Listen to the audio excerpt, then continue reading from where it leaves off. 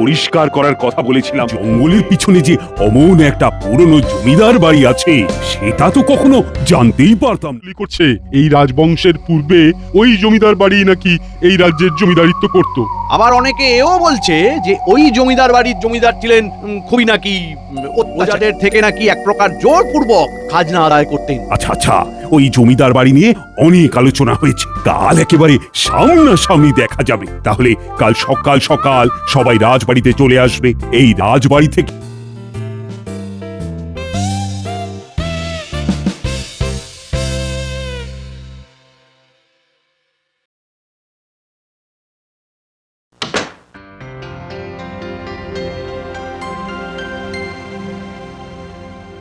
ইস কি নোংরা!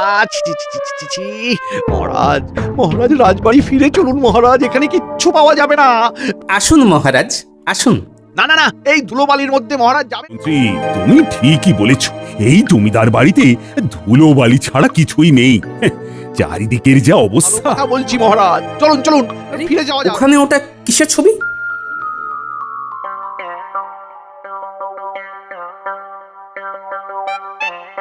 যা ধুলো পড়েছে ঠিকভাবে দেখাও যাচ্ছে না। দেখি তো ধুলোটা একটু সরিয়ে।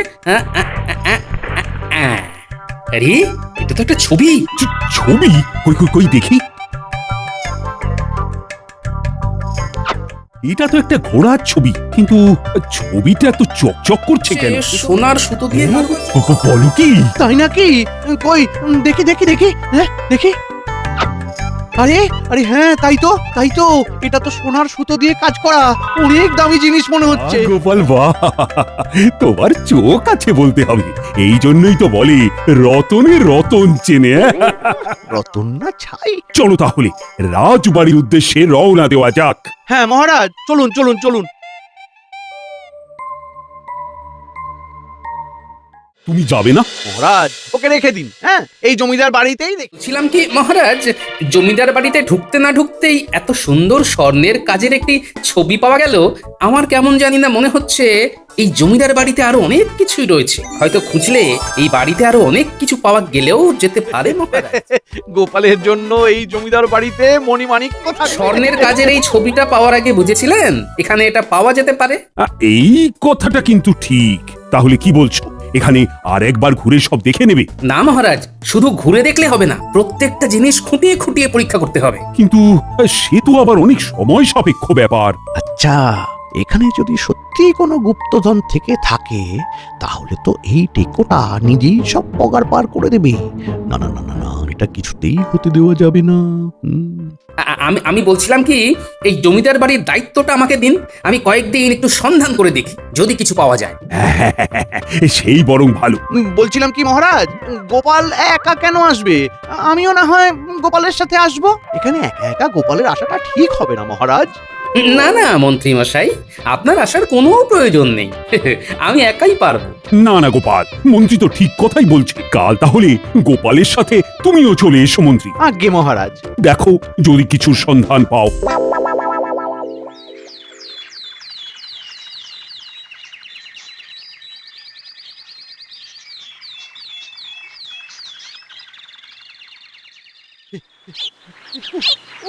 গোপাল, আরে উফ উফ, এই গোপাল, আরে একটু হাঁটো না। উফ, ছাই, আরে গোপাল, দাঁড়াও দাঁড়াও, এই গোপাল। উফ বাবা, আবার সে উড়ি বাবরি। সেদিন জমিদার বাড়ির ওপরের ঘরগুলো দেখা হয়নি, একবার উপরের ঘরগুলো দেখতে হবে। হ্যাঁ, দেখো আবার একা একাই চলে যাচ্ছে। আরে আরে দাঁড়াও দাঁড়াও দাঁড়াও, আমি আসছি। আরে দাঁড়াও।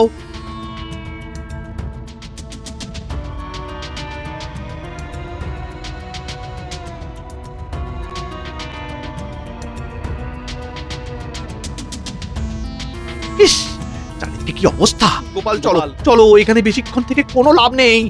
আপনার অসুবিধা হলে আপনি চলে যান মন্ত্রী।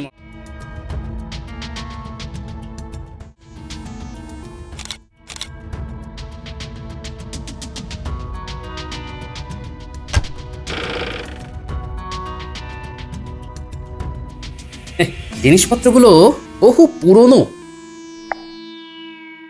এই কই দেখি দেখি কি কি আছে। ধুর, আরে ওরে বাবারে, এইসব কি কাগজপত্র? ধ্যাৎ, আরে আরে মন্ত্রীমশাই, আপনি করছেন কি? আরে দাঁড়াও দাঁড়াও দাঁড়াও, দেখি দেখি কিছু পাই কিনা। এটা কি? আরে এটা তো একটা পুরনো দিনের ঢাল আর তরোয়াল। এটাকে আমার এত যত্ন করে আলমারির মধ্যে রাখার কি আছে? ধুর, চাই। আহা মন্ত্রীমশাই, এভাবে জিনিসগুলো ফেলে দিচ্ছেন কেন? না, পুরনো দিনের এই ঢাল তরোয়াল কি তুমি গুপ্তধন হিসেবে রাজবাড়িতে নিয়ে যাবে নাকি?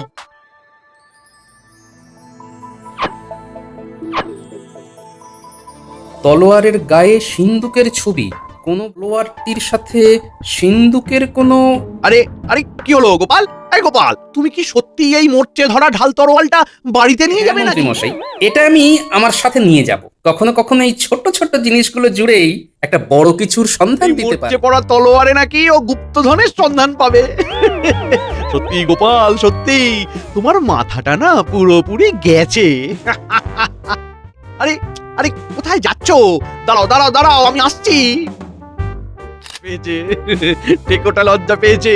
ঠিক হয়েছে ঠিক হয়েছে, এইবার গোপাল বুঝবে এই ভাঙা বাড়িতে নাকি গুপ্তধন আছে। না, আমিও বাড়ি যাই। আরে এটা আবার কি?